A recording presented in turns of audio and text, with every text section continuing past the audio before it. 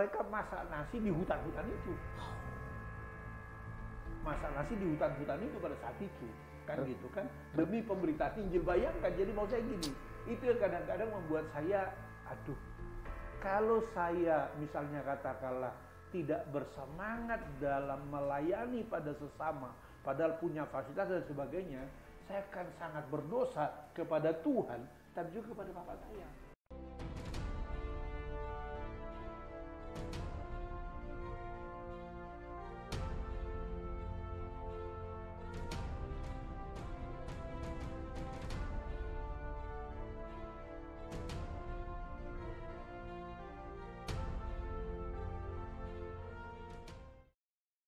Satu kehormatan buat saya boleh bertemu dengan Bapak Pendeta Marbun, pendeta yang sudah sangat senior dan sudah sangat banyak mengalami asam garam dalam pelayanan, dalam kehidupan, tentu dalam menasihati masalah-masalah keluarga. Ya. Beliau ini adalah seorang pimpinan gereja yang pada saat ini sebenarnya sudah terbesar di Indonesia. I know that. Ya, beliau melayani sudah cukup lama, bahkan terakhir jadi pimpinan tertinggi ya pimpinan pusat. Nah, oleh sebab itu pada kesempatan ini untuk tujuan berbagi, untuk tujuan edukatif we would like to share our experience, terutama beliau, dan saya mau sampaikan adalah satu hal juga yang kita turut berduka cita Pak Marbun, karena beberapa bulan yang lalu, 2 bulan yang lalu kalau nggak salah ya, 1 bulan? 1 bulan yang lalu almarhum ibu sudah meninggalkan kita semua. Baik, we straight to the point. Buat saya sosok pendeta Marbun sesuatu yang menarik karena saya tahu asal muasal tempat tinggal, keluarga, tidak jauh kampungnya dari saya. Betul. Tetapi beliau itu bisa berkiprah dengan sangat baik, ya. Dan ini something beyond my expectation and beyond my pemikiran. Bolehlah cerita bagaimana latar belakang dulu dari kampung lah bisa sampai ke Jakarta ini. Ya. Jadi ya sebuah pengalaman panjang memang. Ya. Umumnya pengalaman kita orang-orang dari kampung, kan kampung kita katakanlah dulu namanya Tapanuli Utara, sekarang Mangasumbutan, kan pada umumnya backgroundnya adalah background dari keluarga miskin sebetulnya. Ya demikian juga kami juga keluarga miskin, tetapi tengah-tengah kemiskinan itu Tuhan panggil bapak saya dulu menjadi pendeta.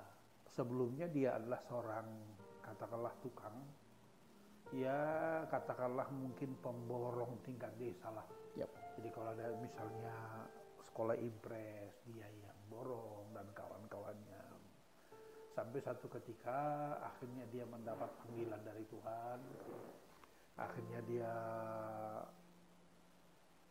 menjadi pendeta, katakanlah demikian, memulai sebuah gereja di Parbutihan, dan akhirnya kita semua juga terlibat dalam gereja tersebut.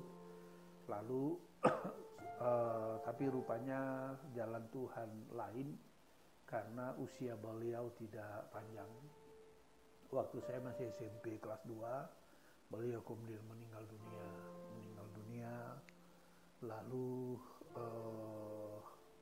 tapi sebelum itu dia sudah berpesan supaya nanti kalau saya tamat SMP pergi aja sekolah ke Jakarta. Di Jakarta ini Bethel punya sekolah gratis pendidikan guru agama. Jadi setelah beliau meninggal, akhirnya saya dikirimlah ke Jakarta dan mulai sekolah di sekolah PGA itu. Tinggal di asrama, dikasih makan sama gereja segala macam, serba gratis lah.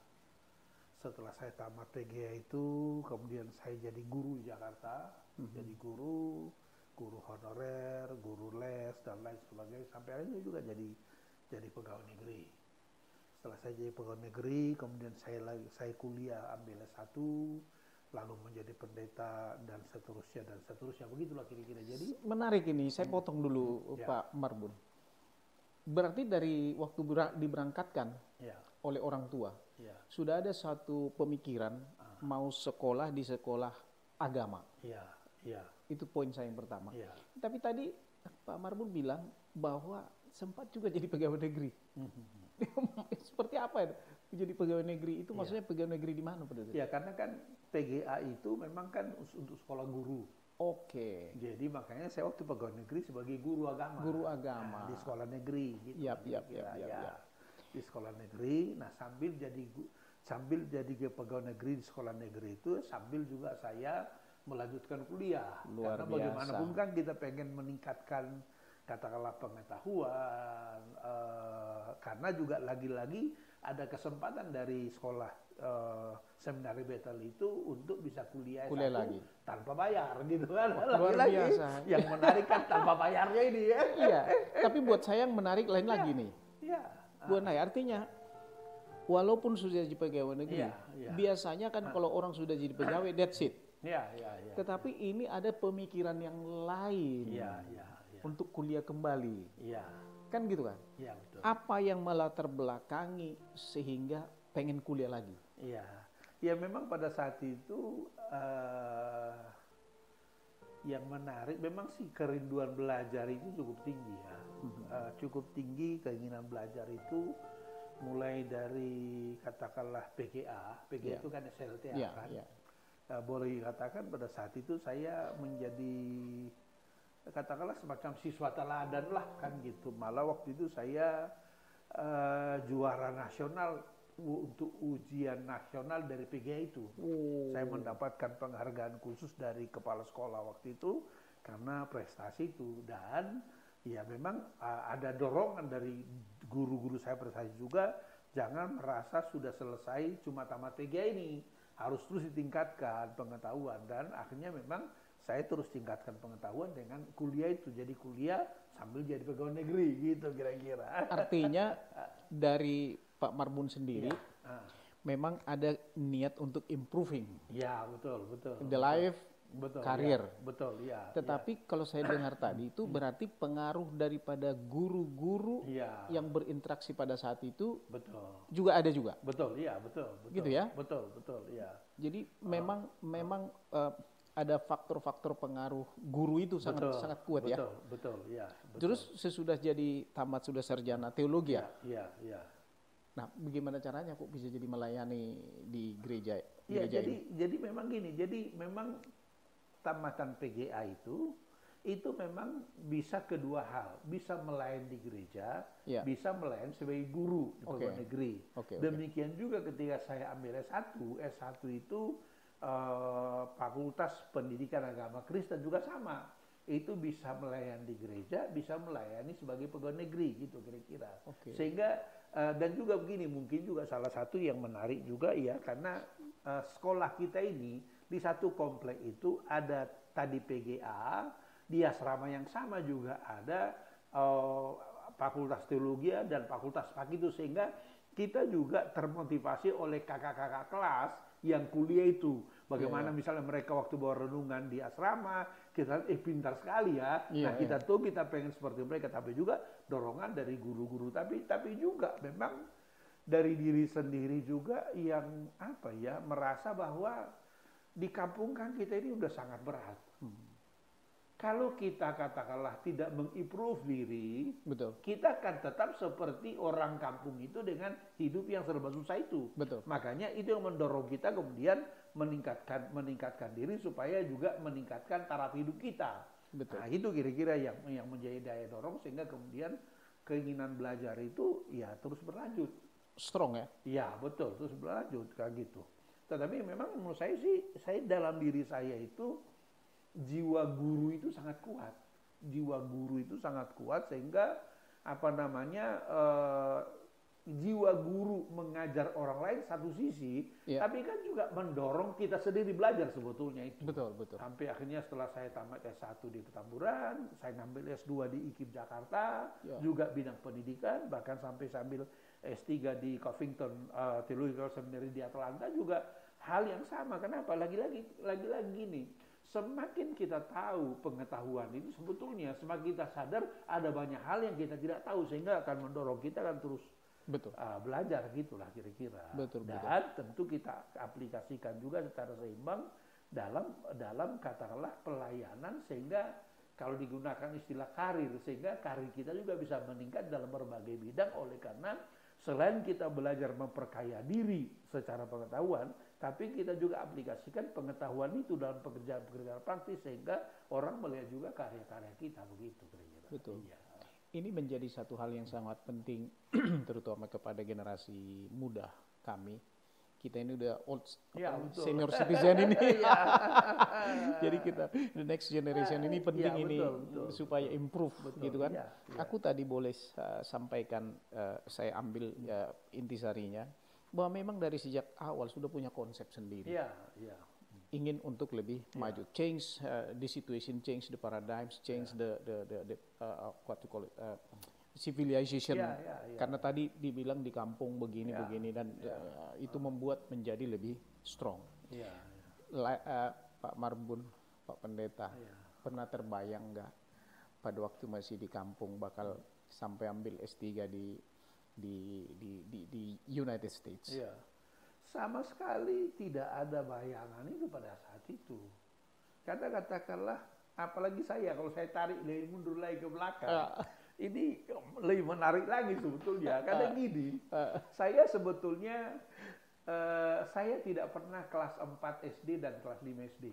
How come? Karena begini, karena waktu dulu ketika saya kelas 3 SD, itu kan zaman dulu itu karena saya ini dekat sama tulang saya, paman saya.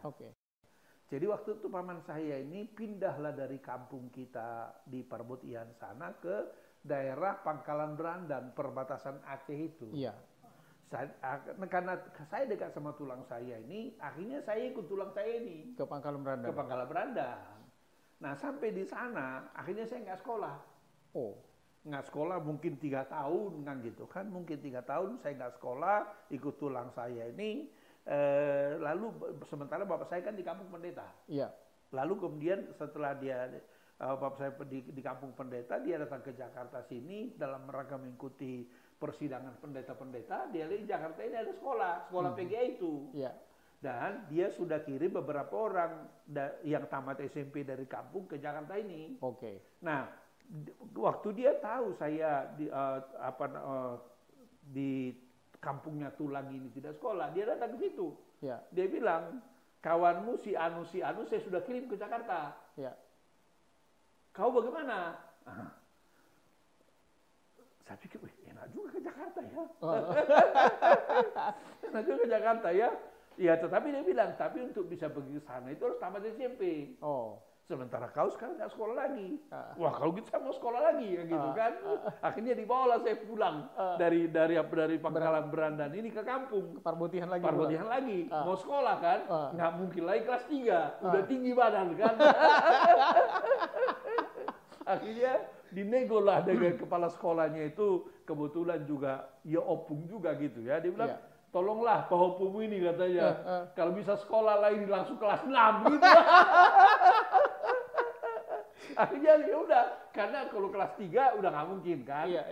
Akhirnya saya langsung kelas 6. Kelas 6 itu akhirnya saya dites lah sama Opung ini, tes berhitung, tes baca segala macam dan bisa. Udah bisa kelas 6 ini? Langsung bisa kelas 6. Saya kelas 6. Tahun depannya kemudian ujian kelas 6 kan gitu kan, dan lulus. Lalu sekolah SMP, tamat SMP, baru kemudian dikirim ke Jakarta. Jadi mau saya gini, boro-boro kita mikirin ke Amerika. Betul. Jakarta aja sudah sangat luar biasa buat kita kan gitu kan. Jadi kalau saya pikir-pikir ya, Tuhan itu hebat betul ya. Hebat betul mengatur sedemikian rupa. Karena kalau bukan katakanlah karena itu, ya pasti kita ya sama seperti kawan-kawan orang kampung lah. Apa bedanya kita dengan mereka kan? Tapi dengan cara yang seperti ini akhirnya membuat kita wah, ini ternyata hidup ini diatur Tuhan sedemikian rupa, ya ini harus kita isi ini dengan hal-hal yang katakanlah luar biasa juga, supaya anugerah Tuhan itu katakanlah ya jangan sia-sia kan gitu. Betul. Kan. Jangan sia-sia, sama seperti kata-kata Rasul Paulus kan. Dia bilang jangan sampai anugerah Tuhan kepada kita sia-siakan. Kenapa? Karena kita sadar, iya ya, kalau saya bukan karena Tuhan, ya saya tinggal di kampung sana. Jadi petani di kampung sana. Tapi karena Tuhan kok bisa buat begini, mau nggak mau maka yang ada kita mesti maksimalkan sekuat tenaga supaya kita bisa tentu pertama berguna di hadapan Tuhan dan berguna bagi sesama, begitu kira-kira. Luar biasa. I mean this is deep, ya, deep. Kenapa saya bilang very deep? Dari sini saya bisa katakan, ya, bahwa bukan masalah yang dihadapi pendeta ini pada waktu kecil yang menjadi persoalan. Iya. Masalah itu tidak bisa menghalangi dia. Iya, betul. Tetapi kemauannya mengatasi melebihi masalah itu. Iya, betul, betul. So tidak ada alasan buat kita untuk tidak berhasil. Betul, betul, betul. Betul ya, Pak ya? Betul, betul. Apalagi dengan selalu ada jalan. Selalu ada jalan. Kita iya kan? When it looks there is no way, God will make the way. The way, yes. Luar biasa. Jadi ini satu hal yang sangat luar biasa. Ya. Satu lagi, apa hubungannya? Ya, apa hubungannya menurut Pak Pendeta nilai-nilai yang dibuat oleh almarhum ayah dulu sebagai pendeta terhadap apa yang Pak Pendeta lakukan ataupun capai pada saat ini? Karena kepada pemirsa. Ya, karena ini nanti akan saya masukkan di vlog saya dan kita juga saya harap ini nanti bisa di vlognya beliau ini adalah seorang pimpinan gereja yang pada saat ini sebenarnya sudah terbesar di Indonesia. I know that. Ya, beliau melayani sudah cukup lama, bahkan terakhir jadi pimpinan tertinggi ya pimpinan pusat. Nah, apa hubungannya? Ada nilai-nilai apa yang diwariskan itu atau yang Bapak lihat dari orang tua itu dulu sehingga sekarang ini menjadi ada pengaruh apa gitu loh? Ya, saya kira sih sangat besar ya begini. Katakanlah pelayanan yang dilakukan oleh orang tua dulu itu menurut saya sih punya dorongan yang sangat kuat untuk membuat kita melakukan pelayanan yang lebih sekarang ini. Kenapa begini? Sekarang ini kalau dikatakan sekarang ini pelayanan itu sudah sangat mudah, sangat ringan, dan sangat enaklah dibandingkan dengan pelayanan yang dilakukan orang tua dulu. Dulu ya? Iya. Orang tua dulu itu satu nggak punya fasilitas. Tetapi ketiadaan fasilitas itu tidak membuat dia kendor dalam melayani. Betul. Mungkin Amang tahu orang tua saya dulu itu ya seringkali jalan kaki dari Parbutian ke Banuarea. Itu mungkin 26 km itu jalan kaki. Malam lagi dan kadang-kadang sambil kita bawa juga bahan-bahan untuk gereja untuk dibangun di Banuarea itu. Stop dulu, Le. Digaji nggak itu almarhum? Tidak. Come on. Go ahead. Nah, itu dia. Jadi komitmen yang luar biasa pada saat itu. Zaman itu betul-betul pendeta itu, apalagi di gereja kita, gereja Betel, itu pendeta kan nggak digaji. Iya. Dan pendeta tidak digaji itu hanya betul-betul karena dorongan dari dalam. Nah itu saya bilang, itu yang menurut saya sih memotivasi saya, katakanlah sekarang ini lah orang tua itu dulu aja nggak punya fasilitas, mau mengerjakan sekuat tenaga. Sekarang kita diberi fasilitas yang memadai oleh Tuhan, masa terus kita nggak mau kerjakan itu untuk katakanlah untuk melayani sesama? Kan gitu kira-kira. Zaman itu jalan kaki satu hari itu biasa.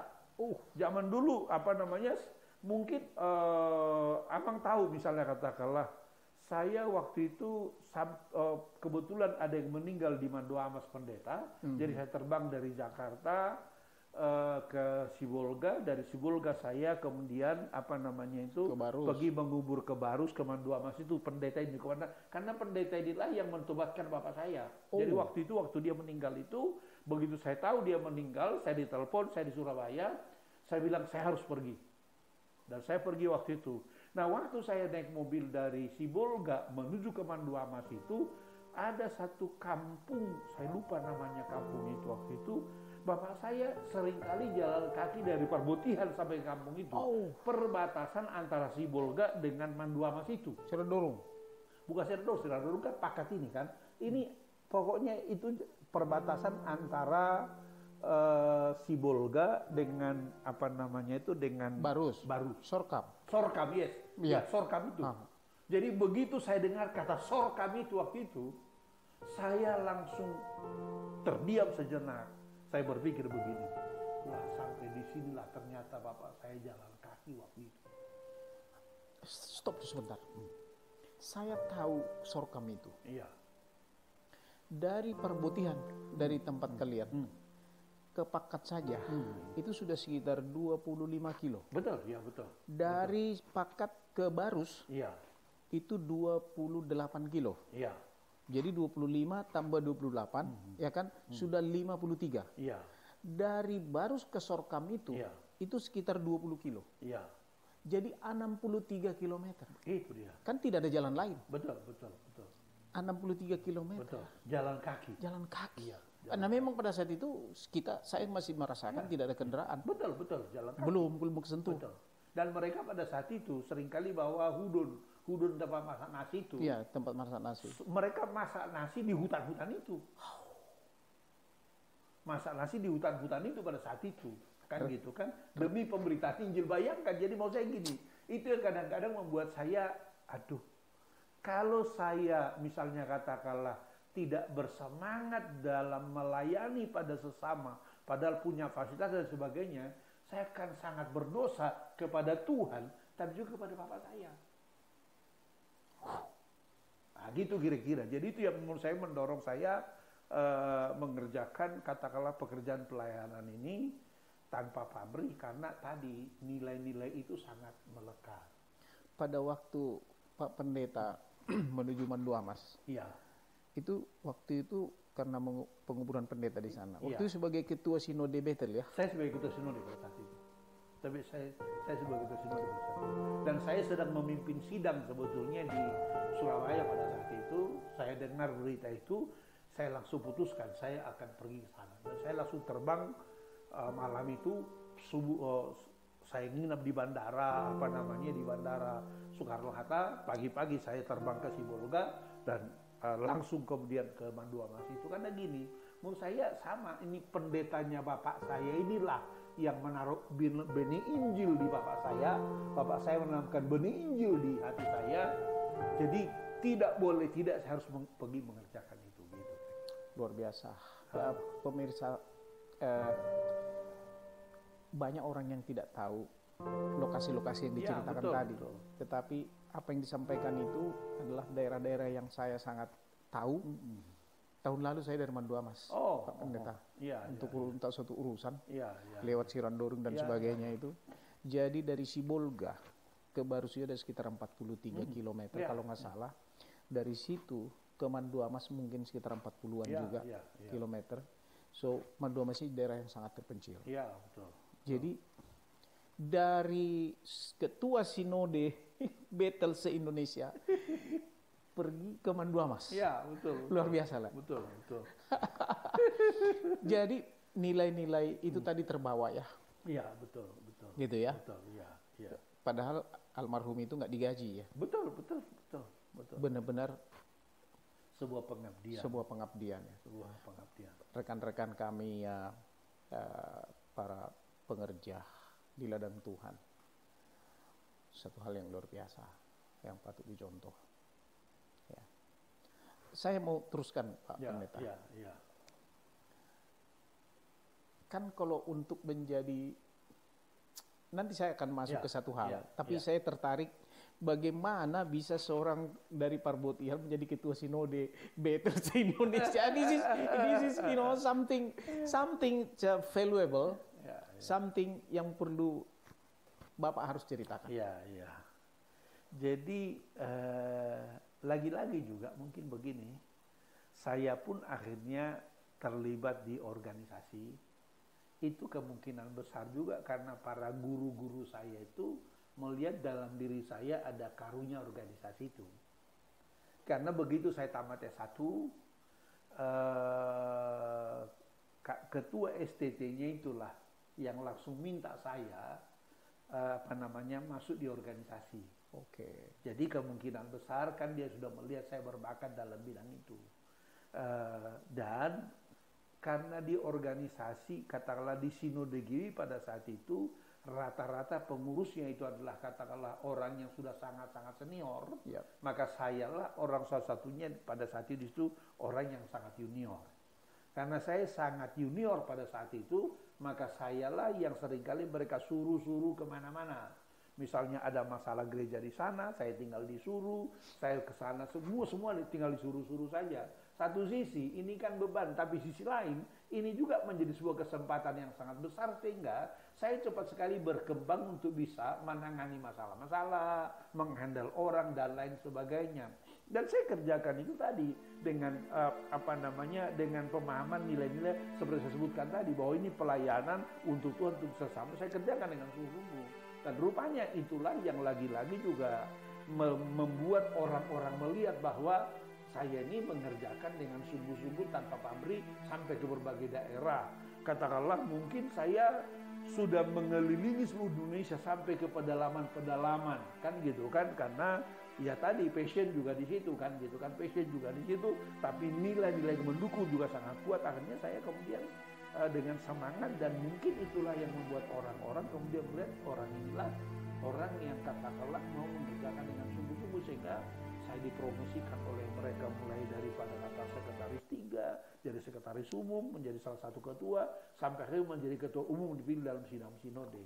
Nah itu kira-kira. Ini sebuah perjalanan panjang, tetapi menurut saya sih tetap orang lihat kan juga apakah kita betul-betul mau mengerjakan atau tidak. Tetapi juga tentu ya Tuhan pasti merestui dengan melihat kesungguhan kita mengerjakan pekerjaannya, kan gitu kira-kira. Apa yang pendeta katakan ini jadi mengingatkan saya dengan apa yang dikatakan oleh Matius. Kalau Tuhanmu menyuruh engkau berjalan 1000 langkah, 1000 miles, berjalan dengan dia 2000 miles. Karena dengan itu engkau akan mendapat kebijakan. Ini saya boleh katakan ini satu ini yang dilakukan gitu loh, dan hasilnya begini luar biasa. Sebagai ketua sinode pada waktu itu sudah berapa tahun selesai? Saya jadi ketua sinode selama waktu 5 tahun 5 tahun, dan itu sudah berakhir pada tahun 2018 Agustus yang lalu, jadi 2 tahun yang lalu. Saya merasa sih selama 5 tahun jadi ketua sinode itu cukup banyak sih yang kita kerjakan, gitu ya. Karena berdasarkan pengalaman saya guru, juga keahliannya juga adalah desain pembelajaran, sehingga desain sistem, desain organisasi dan sebagainya, sehingga saya cukup banyak mengerjakan penguatan dalam bidang organisasi. Gitu ya. Ya, juga pengembangan SDM kan. SDM karena pengembangan kurikulum sama dengan pengembangan SDM, pelatihan, training dan lain sebagainya. Dan cukup banyak sih yang kita kerjakan gitu ya. Cukup banyak kita kerjakan. Kita sih dapat kita lihat di lapangan bahwa gereja Bethel itu sangat stabil. Ya, puji Tuhan. Tapi saya nggak ingin bicara gereja, Pak Pendeta. Betul, sekarang ini, aku mau tanya, Pak Pendeta. Pada waktu, pokoknya selama pelayanan jadi pendeta, terutama saya sudah jadi ketua sinode, tapi pendetanya bukan masalah organisasinya yang saya mau tanya ini. Apa cita-citanya pendeta sebenarnya terhadap umat ini? Sebetulnya lagi-lagi juga begini, lagi-lagi ini pun tidak bisa dilepaskan dari pengalaman. Karena bapak saya ini kan jadi pendeta tanpa berlatar belakang sekolah teologi. Jadi dia adalah orang awam. Jadi dia adalah orang awam yang kemudian bisa mengumpulkan orang lalu mendirikan gereja. Sehingga jadilah dia pendeta di situ. Ya.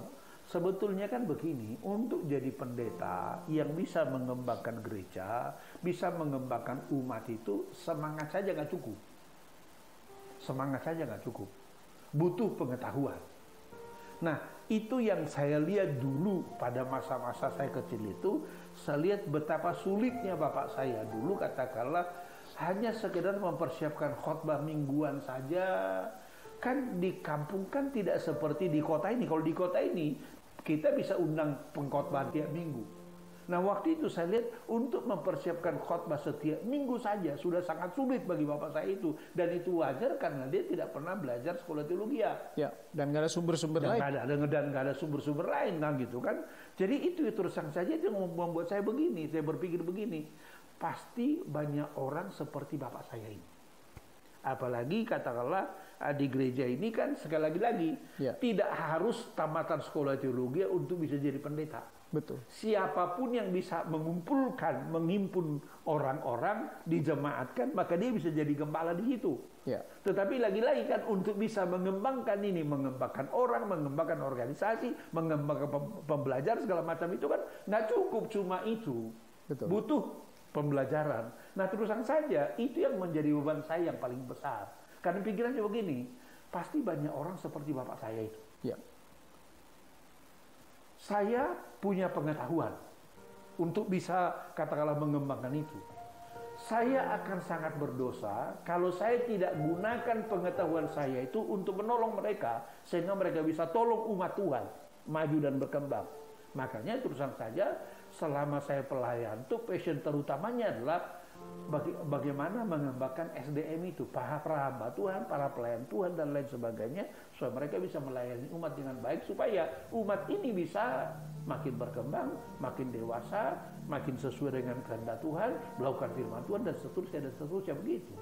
Jadi di pikiran itu adalah bagaimana kesejahteraan umat. Betul. Luar biasa. Luar biasa. Hebat. Betul. Nah, begini Pak Pendeta. Yang jadi muncul pemikiran di dalam diri saya.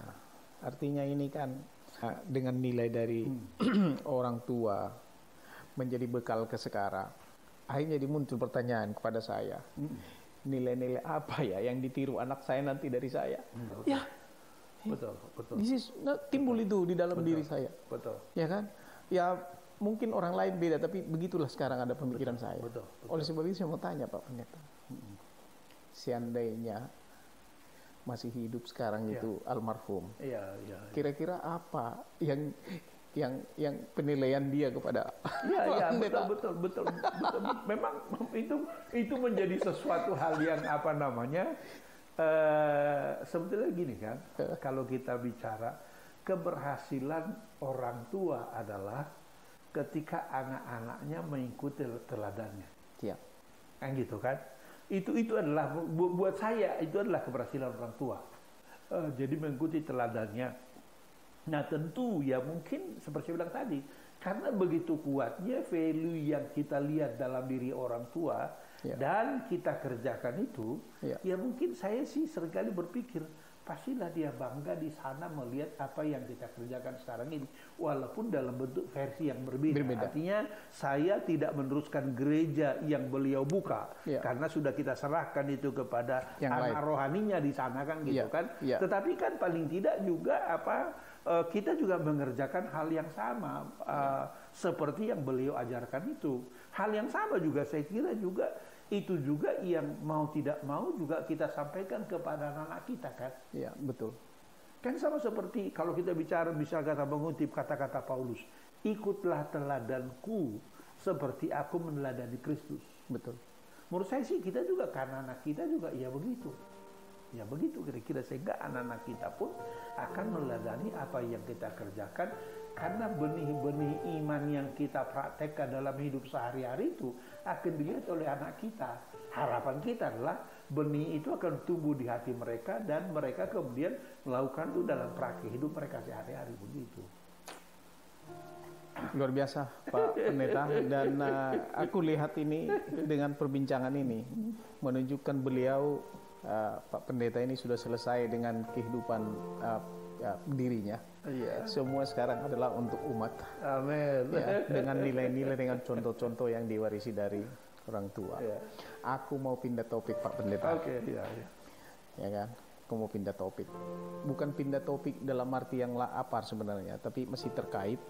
Karena ini menjadi sesuatu yang saya tidak berhubungan dengan orang yang tidak tepat. Seorang pimpinan, seorang hamba Tuhan, seorang yang memulai pekerjaannya dari minus. Ya, minus dan terus sampai, saya kira mungkin ya Pak Pendeta sajalah sendiri dari satu kecamatan kita di sana, ya, betul, yang sekolah ke Amerika untuk tanpa harus jual sawah, jual kerbau kan gitu kan ya. Iya. Dan yang menarik buat saya adalah sesudah di Jakarta ini, akhirnya menikah dengan almarhum ibu yang saya tahu bukan orang Batak. Iya. Apakah ini by design atau secara kebetulan saja? Itu dulu tolong dijawab. Bagaimana ceritanya itu? Kalau saya sih melihat, ya akhirnya juga gini. Tanpa kita sadari sebetulnya Tuhan itu memimpin kita dengan berbagai cara untuk sampai kepada tujuannya. Oke. Kenapa saya katakan begitu? Ya karena satu, istri saya ini adalah orang yang katakanlah sangat mensupport saya dalam segala bidang pekerjaan, kan gitu kan. Artinya sesudah menikah ini kan gitu. Iya, artinya iya. sebelumnya kan nggak tahu itu. Iya, betul. Ya kan, makanya tadi betul. basis berpikirnya Tuhan itu menuntun ya. Betul, iya betul. Oke. Betul. Ya, lanjut. Karena jadi Tuhan menuntun, mempertemukan dengan orang yang tepat supaya bisa sampai pada tujuannya. Ya. Kan gitu. Tujuannya Tuhan itu. Tujuannya Tuhan itu. Ini yang saya lihat itu. Ya. Dan termasuk juga sama juga kan tadi Bapak saya tadi memberikan nilai-nilai yang sangat kuat dan mendasar. Ya. Istri saya mensupport apa yang menjadi katakanlah tujuan Tuhan dalam diri saya itu, bahkan juga mertua saya ini katakanlah juga adalah orang yang sangat mensupport saya mengerjakan apa-apa yang itu. Jadi menurut saya gini. Jadi kalau saya sih percaya betul begini, Tuhan punya tujuan. Ya. Ini tujuannya. Ya. Tuhan akan menyediakan segala sesuatu itu supaya kita sampai pada tujuan itu. Ya istri, bayangkan kalau misalnya katakanlah saya mendapatkan istri yang katakanlah sangat bertentangan dengan itu. Ya. Pasti tidak akan sampai ke sana. Bubar nih urusan. Keluarga pun juga begitu. Keluarga juga yang sangat katakanlah mendukung sampai pada tujuan itu sebetulnya gitu. Jadi kalau saya lihat, makanya saya lihat gini. Saya kadang-kadang duduk termangu-mangu dan berpikir, Tuhan kok hebat betul. Tuhan kok hebat betul ya, mengatur segala sesuatu supaya sampai pada tujuannya itu tanpa terlihat misalnya katakanlah adanya rekayasa, adanya desain kan gitu kan untuk sampai ke sana. Tapi Tuhan buat sedemikian rupa dengan begitu manisnya sampai pada tujuannya itu gitu kira-kira. Termasuk katakanlah misalnya kalau saya sedikit cerita kepada katakanlah sakit dan meninggalnya istri saya. Saya betul-betul lihat pengaturan Tuhan itu luar biasa ya. Luar biasa. Kenapa saya katakan luar biasa gini? Satu, saya sih percaya akhirnya istri saya kan sakit ya nggak lama sekali sebetulnya sih, dari September sampai dengan Februari meninggal kan gitu kan. Tetapi buat saya juga itu hal yang luar biasa. Kenapa? Karena dengan begitu kita disiapkan secara psikologis, secara rohani, anak-anak saya juga disiapkan menghandle pekerjaannya yang mesti dilanjutkan kan. Betul. Gitu kan. Bahkan saat meninggalnya pun seolah-olah Tuhan atur sedemikian rupa. Sebetulnya kalau diingat-ingat itu, mestinya istri saya itu meninggal waktu itu hari Jumat. Karena udah drop betul, tapi kita berdoa akhirnya terus bangkit lagi, terus meninggal hari Sabtu. Kenapa saya bilang hari Sabtu dipersiapkan? Karena kalau dia meninggal hari Sabtu, nggak mungkin kita kubur hari Sabtu itu. Pasti kita kubur melewati hari Minggu, karena kawan-kawan juga, keluarga juga kan pada gereja. Sehingga akhirnya kita semayamkanlah jenazah itu di gereja. Hari Sabtu, Minggu, dan Senin diberangkatkan. Seolah-olah begini, tanpa sadar seolah-olah Tuhan sudah desain supaya istri saya ini walaupun sudah bentuk jenazah beribadah bersama-sama dengan jemaat pada hari Minggu itu terakhir kalinya. Beristirahat pada hari perhentian itu ya. Itu luar biasa. Itu luar biasa. Dan apa namanya, ini kan musim pandemi, musim Covid. Ya. Orang takut datang untuk katakanlah sekedar ngelayat aja takut. Betul. Bayangkan ini kita lakukan ibadah penghiburan 5 kali, Pak. Sabtu malam, hari Minggu sekalian ibadah. Hari Minggu kita bikin 2 kali pagi, jam 6:30, jam 7 dan jam 9, lalu malamnya jam 7 malam, Senin ibadah pelepasan, selalu penuh dengan orang di situ. Bahkan kita mesti tolak supaya jangan sampai melebihi protokol kesehatan. Ya. Mau saya gini, orang untuk datang segera ngelayat aja ketakutan. Ya. Tapi pada saat itu luar biasa. Ya. Bahkan katakanlah yang mengirim kembang ucapan duka cita saja, mungkin ada 300 kembang. Sepanjang jalan ini penuh dengan kembang, kan gitu. Jadi bahkan ketika akan dibawa ke pemakaman pun terjadi iring-iringan yang luar biasa. Ya. Katakanlah, waduh ini penghormatan dari Tuhan yang luar biasa. Jadi dari situ saya cinta saya kepada Tuhan itu makin meningkat. Kenapa? Kok Tuhan itu luar biasa ya. Memperhatikan kita itu bukan hanya hal-hal yang besar, hal-hal yang sangat kecil seperti itu juga Tuhan perhatikan. Jadi dari situ saya lihat begini, Tuhan luar biasa gitu. Dan tentu ini akan juga kan dilihat oleh anak-anak saya, Pak. Ya. Anak-anak saya pun akan tersemangati dan mereka pasti berpikir, oh ternyata tidak sia-sia Mami mempersembahkan hidupnya kepada Tuhan. Karena Tuhan juga ternyata memperhitungkan dengan cara mengatur sedemikian rupa. Dan itu tentu harapan saya tentu menjadi warisan rohani bagi anak saya dan juga keturunan saya kelak, bahwa ternyata Tuhan lakukan hal yang luar biasa. Saya kira hal ini ya mesti menjadi sebuah penghayatan yang membuat kita makin cinta Tuhan, makin lihat Tuhan itu Tuhan yang luar biasa begitu. Luar biasa ya. Jadi bukan karena, saya yakin bukan karena kegantengannya, bukan karena beliau orang yang menjadi orang kaya raya yang sudah apa gitu, tapi karena cinta kasih.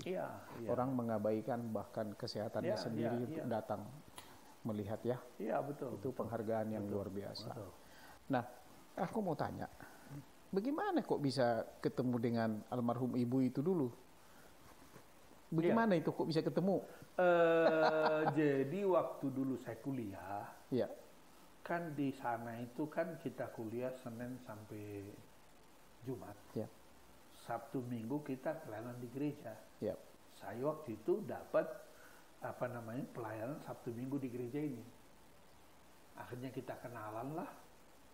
Setelah kita kenalan, tadi mau saya bilang, cara Tuhan itu sedemikian rupa. Karena kan gini, bagaimanapun kan kita latar belakang ini membuat kita kan ya tidak mungkinlah menggapai langit kan. Iya, kira-kira. Iya. Tapi Tuhan atur sedemikian rupa sampai akhirnya kita saling mengenal, saling mencintai, sepakat untuk membangun rumah tangga, komitmen dengan tadi panggilan itu akhirnya sampai kepada tujuan seperti yang sekarang ini gitu. Jadi komunitas itu menentukan. Betul. Disitulah bertemu. Betul ya. Akhirnya ketemu dengan orang yang memang sepaham, yang disediakan buat kita ya. Betul. Aku mau tanya satu hal, mungkin agak sedikit sensitif, tapi ya seberapa dalamnya Pak Pendeta mencintai almarhum? Wah, Pak, boleh dikatakan katakanlah itu setengah dari jiwa lah ya. Ya bersyukur sekarang ini karena banyak kegiatan katakanlah sehingga kita tidak terlalu larut dalam kesedihan kan itu kira-kira. Jadi ada banyak jemaat yang mensupport, keluarga yang mensupport, sehingga katakanlah kita tidak terlalu larut dalam kesedihan yang luar biasa, tapi juga kita lihat tanggung jawab yang itu. Kalau dilihat dari saya menikah 31 tahun lah. Jadi 31 tahun bulan November yang lalu saya ulang tahun pernikahan kita ke 31 tahun. Hampir dalam 31 tahun kita menikah itu hampir tidak pernah ada masalah di antara kita. Bayangkan, hebat. hampir tidak pernah ada masalah di Luar antara biasa. kita. Jadi betul-betul juga shock ketika pertama kali dengar ada sakit seperti itu, ada sangat shock betul.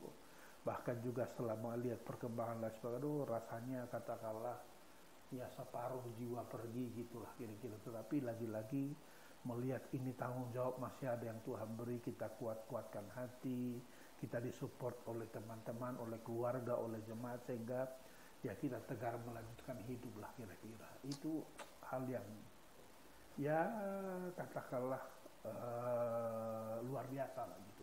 Gitu ya. Ya. Sekitar bulan Februari awal kalau nggak salah, yang waktu itu ibu dirawat di Siloam, Iya betul. saya datang ke sana. Betul.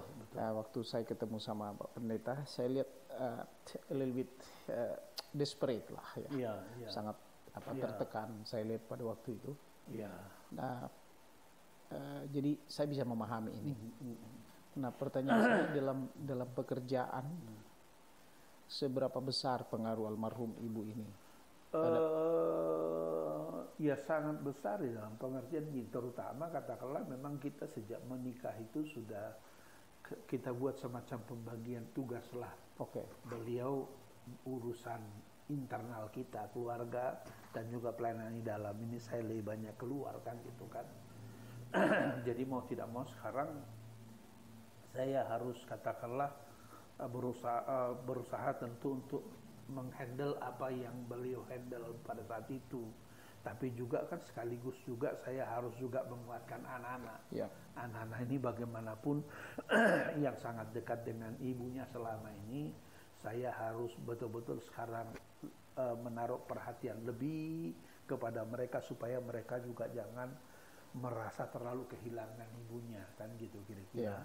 Dan tentu juga dengan tugas-tugas lain yang mesti dikerjakan itu memang ini masa transisi yang sangat besar lah kan gitu untuk mengatur itu. Tetapi lagi-lagi seperti saya bilang tadi, karena kita lihat anugerah Tuhan yang luar biasa itu membuat dan mendorong kita untuk ya mau tidak mau katakanlah mengerjakan apa-apa yang Tuhan ini ingin kita kerjakan dengan tentu menguatkan hati, menegarkan hati sehingga kita bisa mengerjakan itu gitu kira-kira. Selama 33 tahun usia pernikahan sampai meninggal.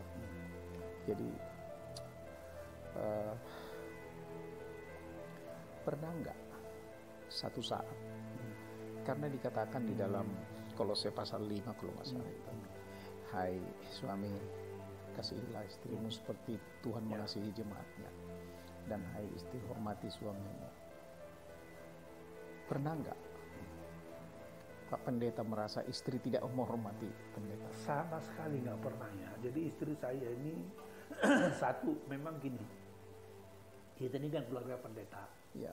Mertua saya juga pendeta, bapak saya pendeta, bahkan opanya istri saya juga pendeta. Sehingga menurut saya nilai-nilai kekristenan itu sudah sangat kental dalam diri kita. Ya. Dan itu pasti diaplikasikan dalam kehidupan pernikahan dan kehidupan sehari-hari. Ya. Saya lihat hal yang sama juga sekarang juga dalam anak-anak saya juga begitu. Anak-anak satu sisi saya pikir begini, ya saya yang sekarang ini yang harus memperhatikan anak saya ini. Tapi justru yang saya lihat sekarang adalah anak-anak saya ini sangat memperhatikan saya gitu kira-kira kan gitu. Mungkin kan mereka juga berpikir, mami sudah nggak ada, papi ini mesti diperhatikan dengan perhatian lebih. Kan gitu kira-kira. Padahal saya dalam hati, aduh maminya udah nggak ada, anak-anaknya taruh perhatian lebih supaya mereka jangan sampai terlalu merasa kehilangan. Betul kan? Tapi saya lihat justru anak-anak saya gitu ya. Itu kira-kira. Jadi kenapa? Ini kan karena penghayatan akan firman itu sudah sedemikian dalam diri masing-masing sehingga itu yang terjadi gitu. Amin. Good example. Iya, itu terjadi kira-kira. Jadi memang luar biasa lah, luar biasa yang saya lihat sih begitu. Ya. Tapi tentu kan itu juga tidak terjadi otomatis kan. Artinya juga dalam kita membangun keluarga juga kan di sini kan harus ada take and give juga. Betul. Harus saling belajar juga. Maksudnya begini, orang seringkali berpikir saya ingin mencari calon istri yang sepadan. Ya. Menurut saya sih yang sepadan itu nggak ada. Yang ada adalah dalam keluarga itu di antara kita saling maju kan gitu kan. Ya. Katakanlah awalnya jarak kita 4 meter. Ya. Kita nggak bisa bilang sama istri kita, kau maju kemari dong. Enggak. Kita melangkah selangkah, dia melangkah selangkah. Oh, jaraknya masih 2 meter. Langkah lagi masing-masing kan gitu kan. Sehingga terjadi saling mengalah satu sama lain sehingga kita bisa bergandengan tangan. Jadi kalau kita misalnya, kamu ikut saya ya, akan ada orang yang merasa terjajah. Betul. Tapi kalau misalnya seperti itu, katakanlah, menurut saya sih gini, apapun perbedaan latar belakang kita, selama kedua pasangan itu saling dewasa untuk bisa saling mengalah dan katakanlah menyadari bahwa kita harus saling mendekatkan, menurut saya sih keluarga itu akan kuat lah gitu kira-kira. Begitu, ya. Problemnya menurut saya seringkali adalah sekarang ini kan mindset yang salah. Ya.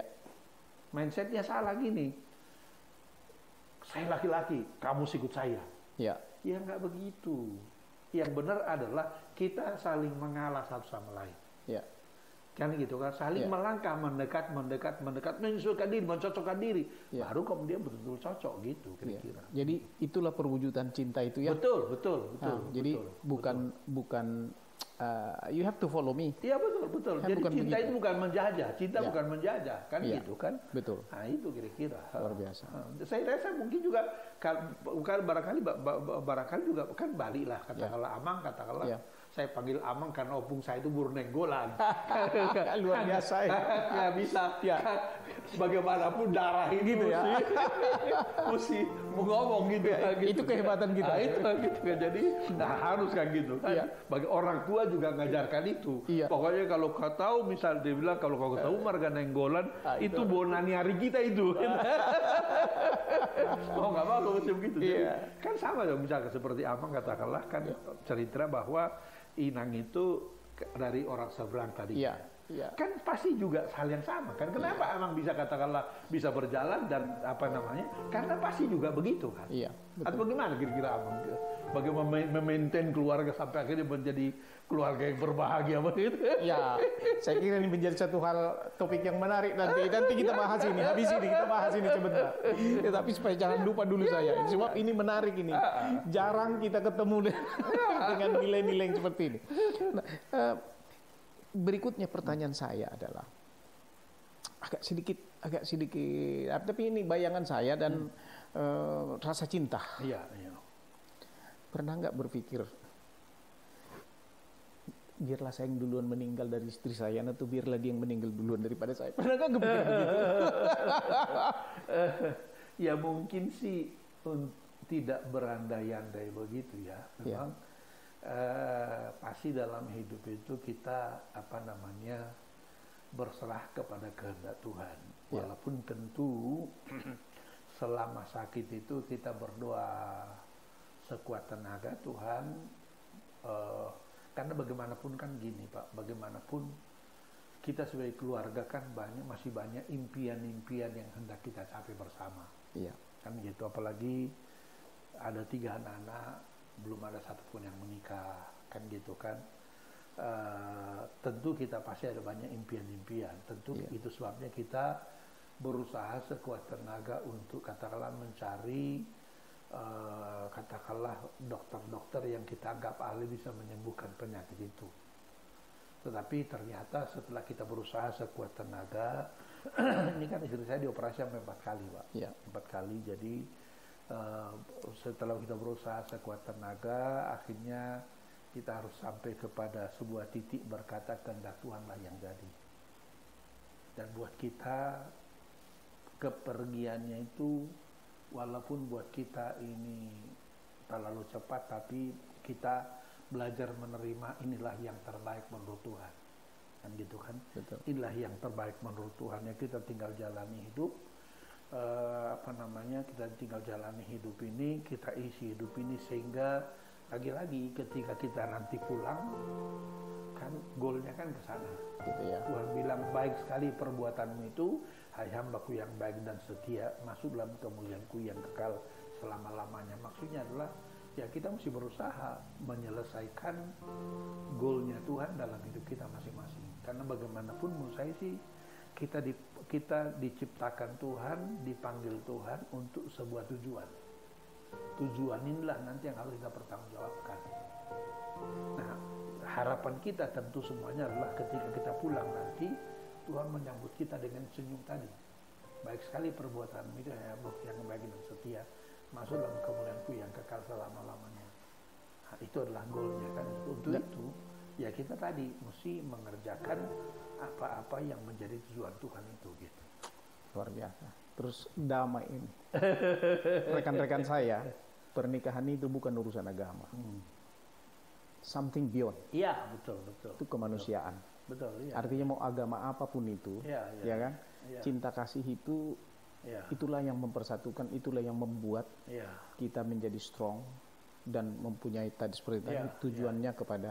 Betul. Karena tidak ada saya kira, tidak ada saya kira hubungan manusia, pernikahan atau apapun itu yang bukan tujuannya untuk Tuhan. Iya, betul. Hanya kita sendiri yang kadang-kadang menyelewengkan itu begitu. Betul. Gitu ya. Betul. Apa pesan? Karena kalau saya lihat ini tadi itu begitu dalam ini cinta kasih ini antara ibu dengan bapak, dan pendeta sudah banyak memberkati pernikahan banyak orang. Nah, tapi sekarang ini nilai-nilai pernikahan itu keluarga itu sudah sangat terdegradasi turun. Iya kan? Nah, apa pesan Pak Pendeta kepada orang-orang muda yang katakanlah kita katakan sekarang mau bercerai atau ada persoalan dengan suami istri ataupun supaya ada pandangan ke depan lebih baik itu, apa pesannya? Pertama menurut saya gini, jadi kalau bicara keluarga ini kan sebetulnya kita mesti bicara dari hulu sampai ke hilirnya. Iya. Jadi menurut saya dalam membangun keluarga yang kuat, kalau kita bicara seperti itu, maka ini kan sebetulnya harus dimulai daripada ketika kita akan membangun keluarga itu. Jadi termasuk di dalamnya katakanlah kita mesti minta hikmat Tuhan atau belajar bagaimana cara memilih teman hidup yang katakanlah kita anggap cocok untuk kita. Karena bagaimanapun kan sebetulnya ilmu cukup banyak mengajarkan kepada kita tentang bagaimana kecocokan antara individu. Mau tidak mau sebetulnya menurut saya sih juga itu juga harus dipelajari juga. Supaya katakanlah ketika kita melihat bahwa sifat kita dengan sifat istri kita katakanlah sangat jauh berbeda, minimum kita mesti belajar bagaimana mendekatkan jarak yang sangat jauh itu. Saya potong sedikit di sini. Ini satu hal yang menarik. Artinya banyak orang berpikir ketika dia menikah, udah diberkati, sudah selesai, seolah-olah ya kalau bukan anak pendeta jadi seperti anak pendeta gitu. Kan gitu kan? Tapi kalau dengan ini tadi saya lihat adalah ada poin yang bagus di sini. Walaupun sudah menikah, harus belajar. Betul. Begitu ya? Betul. Harus belajar. Kan kadang-kadang orang tidak mau investasi waktu, investasi pikiran, bahkan investasi uang sebenarnya untuk pasangannya kan gitu kan? Betul. Ya kan harus belajar. Betul. Oke, lanjut. Jadi menurut saya sih gitu. Jadi kalau saya sih lihat bahwa pemberkatan nikah itu baru pintu masuk. You just started gitu ya? Ya, jadi katakanlah mungkin kita ada konseling pranikah. Ini kan baru teorinya kan. Tetapi kan prakteknya itu setelah kita hidup satu rumah itu. Dan orang kadang-kadang nggak realistis menurut saya gini. Kita dengan istri kita itu kan, misalnya kalau kita menikah usia 30 tahun hidup berbeda dengan dia. Berbeda budaya, apalagi berbeda suku kan gitu kan, berbeda segala macam itu, tiba-tiba kita masuk dalam satu rumah. Jangan, sangat tidak realistis kalau kita berharap dengan diberkati di gereja, di konseling 3 kali pertemuan lalu kita udah sama. Enggak. Ini hanya baru pintu masuk. Dari sini kita mesti terus belajar menyesuaikan diri sampai pada akhirnya tercapailah sebuah keluarga yang katakanlah yang harmonis itu. Walaupun saya yang harmonis itu adalah sebuah katakanlah sebuah idealisme kan gitu kan, yang terus diperjuangkan sampai kita mati juga kan gitu kira-kira. Iya gitu. Jadi yang seringkali menurut saya adalah orang berpikir bahwa kan kita udah menikah. Seolah-olah sudah selesai. Selesai, padahal nggak selesai. Just started. Iya betul. Malah menurut saya kadang-kadang itu, nah, kan saya juga katakanlah seringkali juga mengkonseling keluarga kan gitu kan. Seringkali dalam keluarga itu sebetulnya banyak misteri-misteri yang kadang-kadang walaupun orang sudah menikah 10 tahun, 20 tahun, 30 tahun, sebetulnya belum saling mengerti secara ini. Karena dalam keluarga itu kan seringkali sebetulnya orang masih belum terbuka sepenuhnya. Betul. Kenapa? Karena apalagi laki-laki kan. Ya. Apalagi laki-laki kan cenderungin, udahlah, daripada ngomong nanti ribut, mendingan diam aja lah. Sehingga istri juga nggak ngerti sebetulnya apa yang diinginkan si suami itu sesungguhnya. Kenapa? Tadi itu.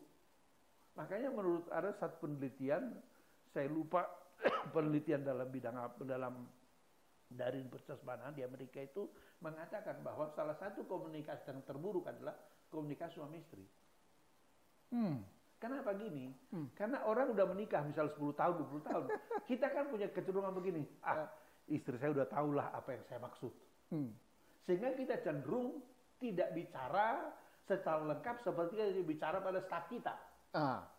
Kan kita kan seringkali kan ngomong kan sepotong-sepotong kan. Pikirannya apa? Istri saya udah tahulah apa yang saya maksud. Padahal nggak tahu dia.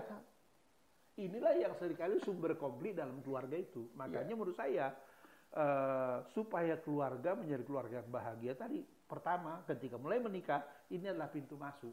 Kita mesti belajar dari sini sampai ke sana itu untuk mengkomunikasikan dengan baik keinginan masing-masing, dan masing-masing suami istri itu harus menerima perbedaan-perbedaan itu. Sambil kemudian akan terjadilah katakanlah kompromi sampai didapatkan misalnya katakanlah mana yang bisa diterima oleh kedua belah pihak itu. Gitu kira-kira Pak.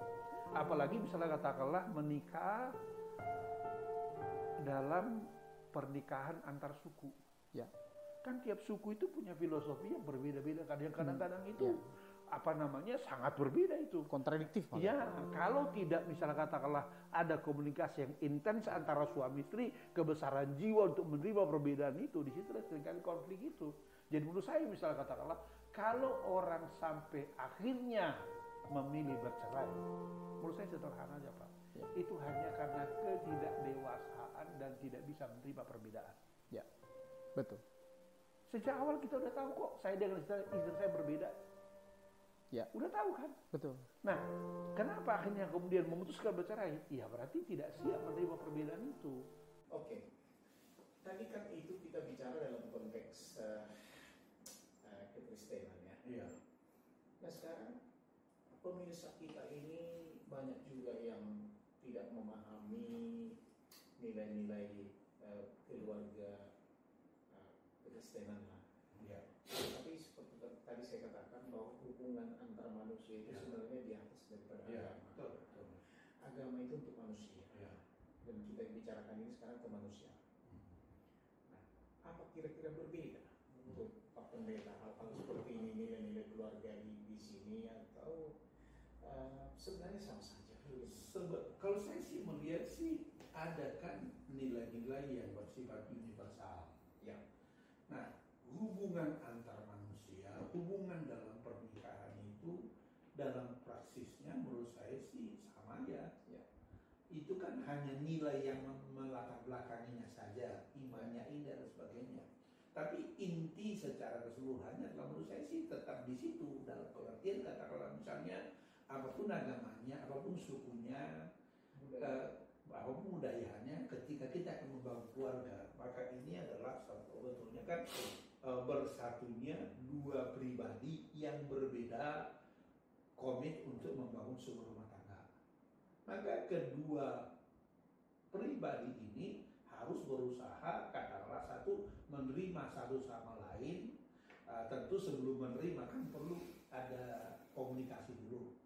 Perlu ada komunikasi antara suami dan istri sehingga dengan demikian satu sama lain saling memahami. Karena sudah saling memahami, maka bisa saling menerima. Bahkan kalaupun ada perbedaan, kita ngerti kenapa dia berbeda begitu. Sehingga untuk menerimanya juga, ya paham.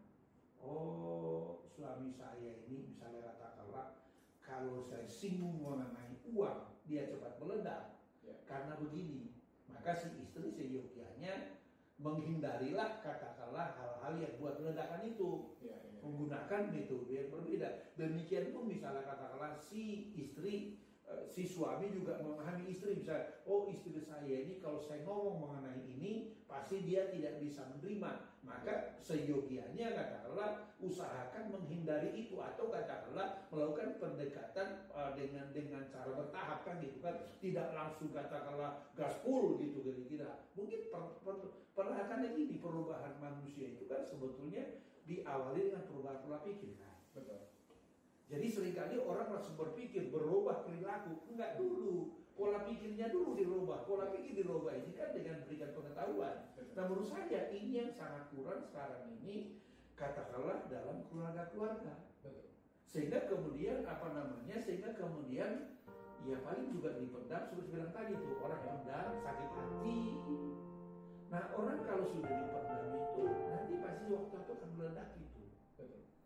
Nah makanya kan mesti dibuka katakanlah dengan jalan apa mungkin katakanlah kalau nggak bisa selesaikan berdua, ya diperlukan konselor, diperlukan penasihat pernikahan kan gitu kan, untuk membuka paradigma mereka berdua kan sebelum tadi kan komunikasi suami istri itu saya bilang tadi dalam satu penelitian mengatakan bahwa itu yang terburuk. Kenapa? Satu tadi karena ada pemikiran, istri saya udah tahu lah apa yang saya maksud.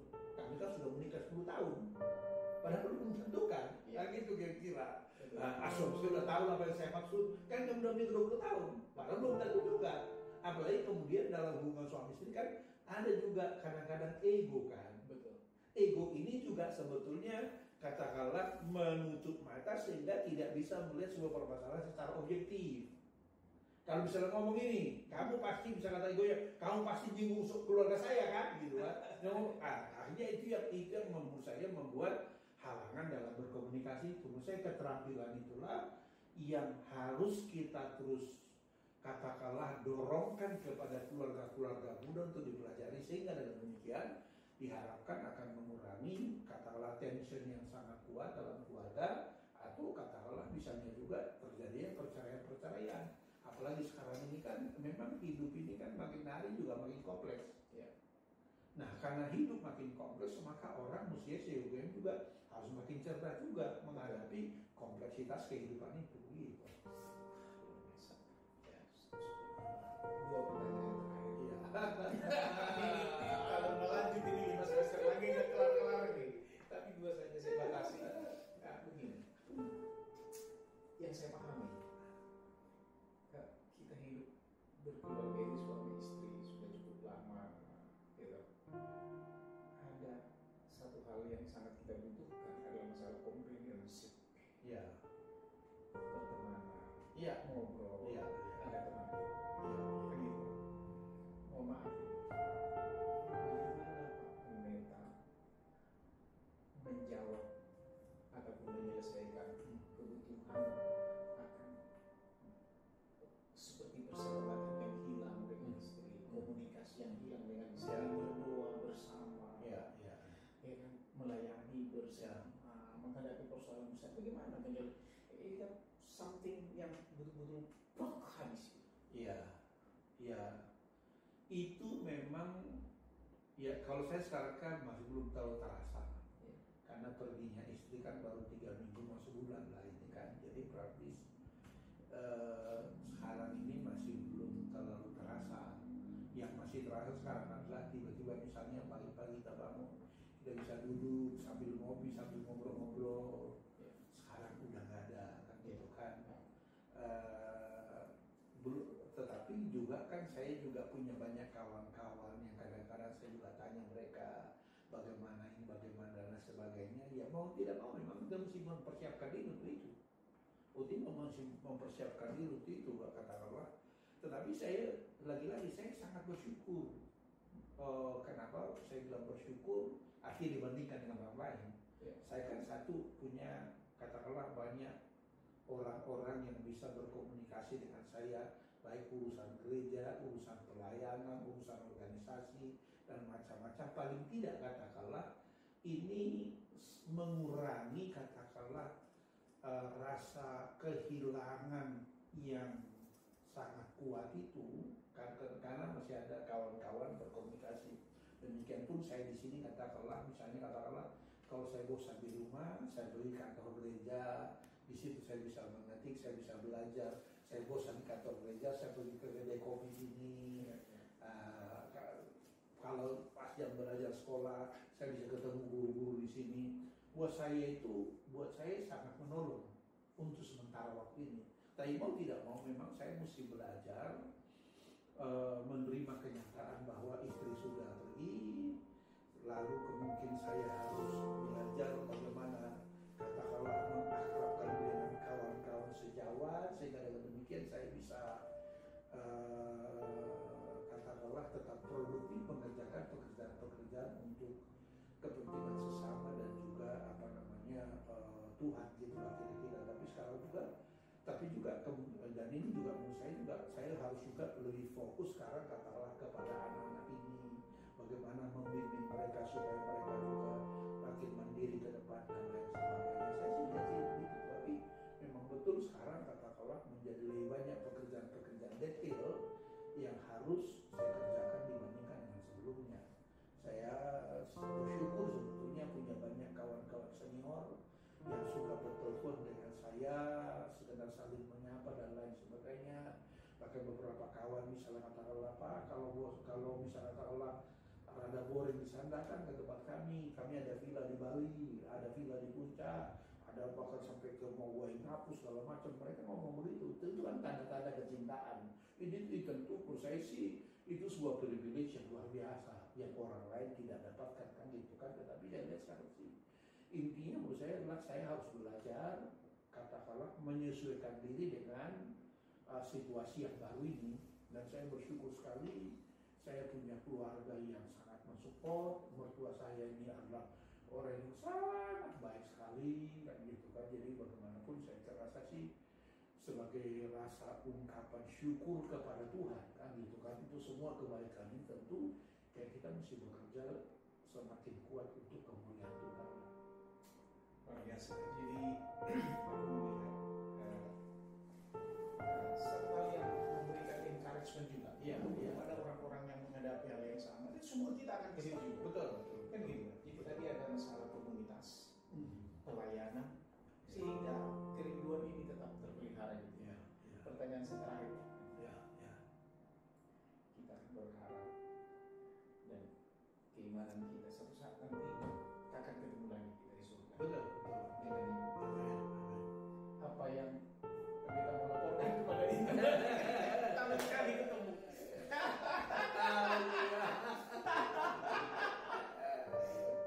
Ya ini memang hal yang sangat pasti sangat menarik ya. Dalam pengertian ya. Sekarang katakanlah dengan perginya beliau kan berarti kan beliau sekarang mempercayakan kepada saya full urus anak-anak, ngurus pekerjaan dan lain sebagainya. Ya tentu saya nanti katakanlah akan berusaha sekuat tenaga untuk tidak mengecewakan kepercayaannya itu. Kelak akan saya katakan kepada dia katakanlah ya anak-anak sekarang sudah katakanlah sampai pada tahap ini kita udah kerjakan dengan sekuat tenaga sesuai dengan kehendak Tuhan untuk mengerjakan semuanya ini kan, karena kita bagaimanapun kan kita pengen juga Tuhan bangga dengan kita, istri juga bangga dengan kita bahwa kita telah mengerjakan semuanya begitu. Luar biasa.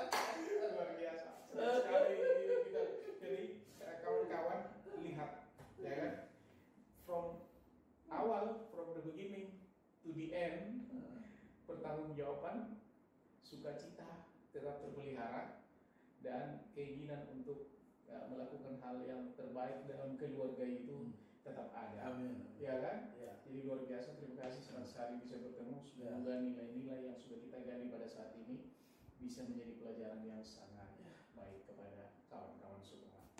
Tuhan berkati. Tuhan berkati. Salam tetap